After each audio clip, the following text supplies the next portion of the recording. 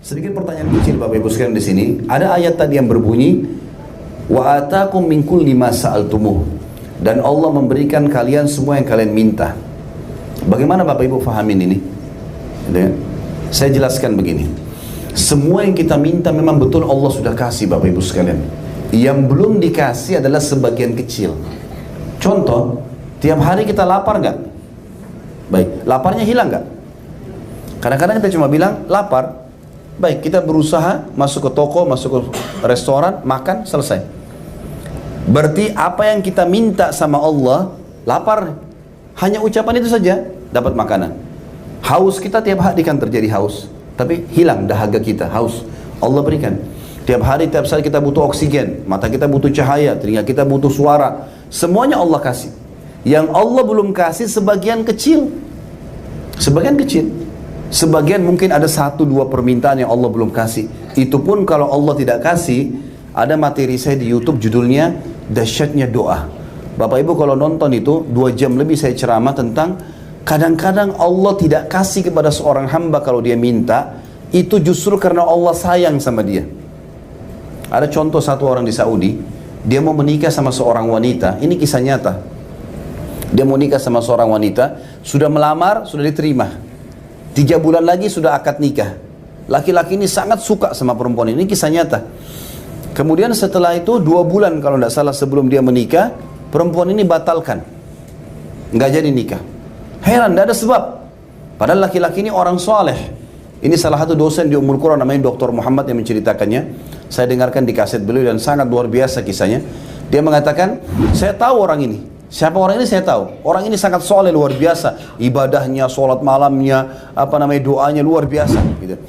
Teman saya dia bilang, waktu perempuan ini batalkan pernikahan, dia merengek-rengek sama Allah. Ya merengek ngerti ya? Jadi menangis-nangis minta sama Allah. Ya Allah kembalikan perempuan ini, saya suka ya Allah. Begitu terus. Kata Dr. Muhammad ini, sampai saya kalau ketemu sama dia, saking khusyuknya orang itu berdoa, sampai saya juga berdoa, ya Allah kabulkan buat dia. Karena kasihan orang ini, luar biasa minta doa. Tapi ternyata Allah belum kasih Bapak Ibu sekalian. Belum dikasih. Sampai hari tanggal pernikahan yang batal itu, perempuan ini dilamar oleh laki-laki lain, menikah. Kata Dr. Muhammad, saya justru mengetahui nikmatnya Allah dan kasih sayang Allah kepada teman saya justru setelah perempuan itu nikah sama laki-laki lain. Ternyata setelah dia nikah, sebulan kemudian perempuan ini terdeteksi punya kanker payudara di sebelah kanan dan itu harus dipotong payudaranya. Tidak bisa lagi cara lain. Bulan kedua, kanker menyebar ke payudara sebelah kiri, dipotong dua-duanya. 2 bulan nikah nggak punya payudara. Bulan ketiga, itu ada urat saraf di belakang otaknya, itu rusak, terganggu, membuat kedua matanya buta. Dan bulan keempat perempuan itu meninggal. Kata Dr. Muhammad, saya justru tahu bagaimana Allah sayang sama teman saya. Karena kalau dia nikah sama perempuan itu, justru bermasalah. Ibaratnya kata Ibnu Qayyim, kalau seseorang minta sama Tuhannya, ya Allah kasih, ya Allah beri, Allah belum kasih, seperti anak yang minta izin sama orang tuanya. Kita misalnya punya anak, Bapak Ibu sekalian, anak ini mau berteman sama orang yang buruk. Kita tahu orang ini buruk, narkotika lah dan segalanya. Lalu kemudian dia pamit, ayah, ibu izinkan saya mau main sama si fulan. Kira-kira Bapak Ibu izinkan nggak? Kita tahu orang ini buruk temannya, pasti kita tidak izinkan kan? Walaupun dia ngerengek-ngerengek.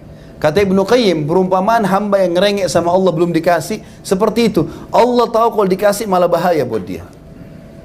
Sampai seperti itu Bapak Ibu sekalian. Jadi harus kita garis bawahi bagaimana baiknya Allah kepada kita sebagai makhluk.